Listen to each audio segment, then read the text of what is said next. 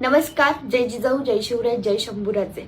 तर आता झालेला हा प्रचंड पाऊस आणि त्यातून निर्माण झालेला ओला दुष्काळ आपल्या सर्वांसाठी आज एक व्यक्ती लढतोय.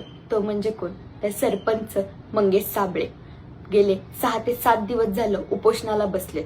आता तर कळलं की नाकातोंडातून रक्त येतंय. काय सरकार किती अंत बघणार आहे शेतकऱ्याचा. आता दिवाळी जवळ आली आहे, सगळ्यांना डबल बोनस भेटणार आहे. पण माझ्या शेतकऱ्या दादांना काय भेटणार? कोण देणार बोनस? त्यांच्या ज्या काही मागण्या आहेत ना त्या खरंच पूर्ण करा अशी माझी मागणी. आणि त्याचबरोबर इंस्टाग्रामवरती, युट्यूबवरती आपले सगळे इन्फ्लुएन्सर मंडळी जी आहेत त्यांनी सगळ्यांनी व्हिडिओ करून आपण सगळ्यांनी मिळून सपोर्ट करूयात. कारण की जे मंगेश दादा आहेत ते आपल्या एकट्या कोणासाठी लढत नाही, तर ते सगळे संपूर्ण शेतकऱ्यासाठी लढतात. ते का? तर शेतकऱ्याची सुद्धा दिवाळी चांगली व्हावी. आज त्यांची घरं, दारं, रान, शेती सगळं वाहून गेलंय. काही शेतकऱ्यांनी आत्महत्या केल्या. कसं जगायचं? अक्षरशः व्हिडिओ बघून इतकं वाईट वाटतंय ना मनाला. पण या सरकारला थोडी सुद्धा लाज वाटत नाही. आपला भारत देश कृषी प्रधान देश म्हणून ओळखला जातो आणि हेच का आपल्या शेतकऱ्याच्या वाटाला हाच का कृषी प्रधान देश? वा रे वा म्हणा.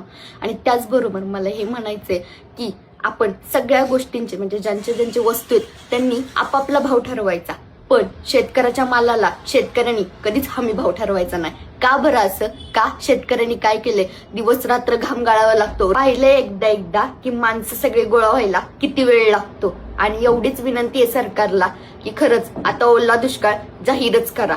एवढंच मागणं. जय जवान, जय किसान.